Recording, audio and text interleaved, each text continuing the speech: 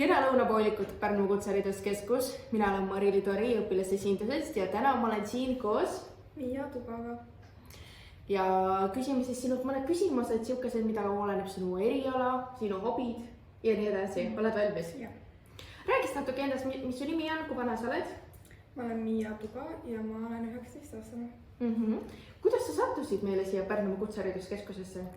No ma tegelikult elan Tallinnas ja ma tegelikult tahtsin minna õppima Tallinnasse, kuid ma ei saanud sinna kahjuks sisse, kuna ma olin välismaal sisseastumiste ajal.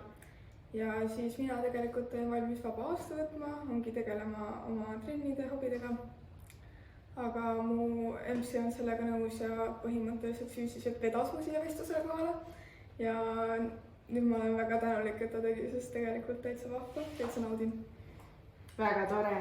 Räägi mulle, mis erialad sa üldse nüüd oled siin siis ja mitmes kursus sa oled? Ma olen juuksuri erialal ja esimene kursus. Ja miks sa just selle eriala valisid? No ma olen juba aastaid iseenda juustega kõike teinud, ise kodus mässanud, lõiganud, värvinud kõike, jagama sõprade juukseid. Ja mulle täitsa meeldib ja mulle meeldib siuke nokitsemine ja siuke käeline töö. Ja siis ma otsustasingi, et miks mitte õppida seda ja saab raha teenida sellega. Peale oma juuksuri eriala, kas sul on ka mingid huvisi või hobisi kõrvaliselt sellele? Jaa, ma tantsin väga palju. Yeah. Ja hetkel käin 2 erinevas stuudios tantsimas ja teen ka igasuguseid muid projekte tantsuga seotud. Kaua sa oled tantsimisega tegelenud hetkeseisuga?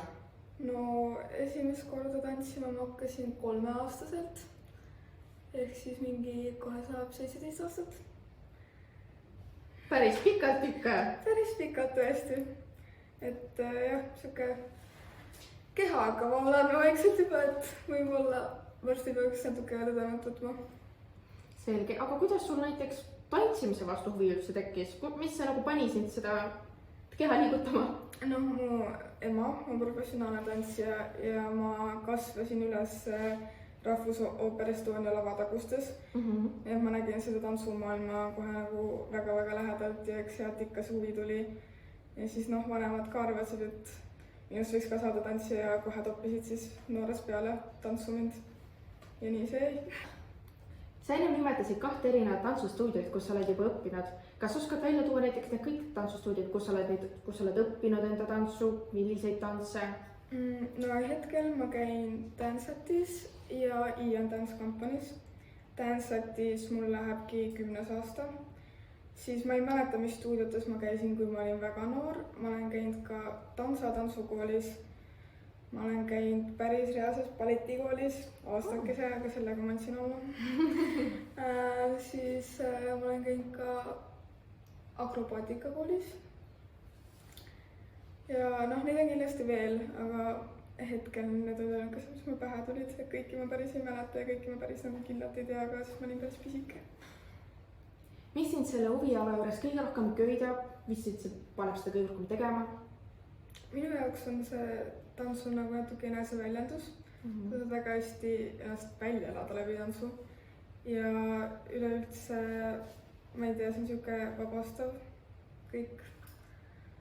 Ma ei oskagi nagu seda seletada nii hästi, aga lihtsalt, ma ei tea, hea tunne on olla saalis ja tantsida või siis veel parem laval ja tantsida. Ja see on veits nagu natuke nagu näitlemisega, et sa saad nagu mingit rolli natuke sisse elada, et see ka oleneb tantsust ja stiilist. Jaa, väga hästi. Kas sul on ka mingid iidoleid, keda sa näiteks jälgid või kelleks sa tahaksid saada samamoodi tulevikuks? Mu ema. Su ema? Mu ema on kõige suurem iidol. Ja mu kõige suurem toetaja ja. Ja ega see on hea, siis on vähemalt nagu lähedane Keidi lähedane. Väga lähedane ja. Et tema pärast ma hakkasin tantsima ja tema pärast ma hakkasin ka just jahtima balletti. Aga siis ma leidsin natuke oma tee ja siis nüüd ma teen natuke teistsugust stiili kui tema, aga ikkagi. Nii et kui sul on valikus, siis teised küsivad näiteks, et kui sul oleks võimalik enda iidoli käest midagi küsida, siis sina saad minna kõrvaltuppa ja küsida enda ema käest. Mis on siiani sinu kõige suuremad saavutused sellel erialal? No siuke iga uus kava, iga uus trikk, mis õpid, on nagu omamoodi nagu saavutus.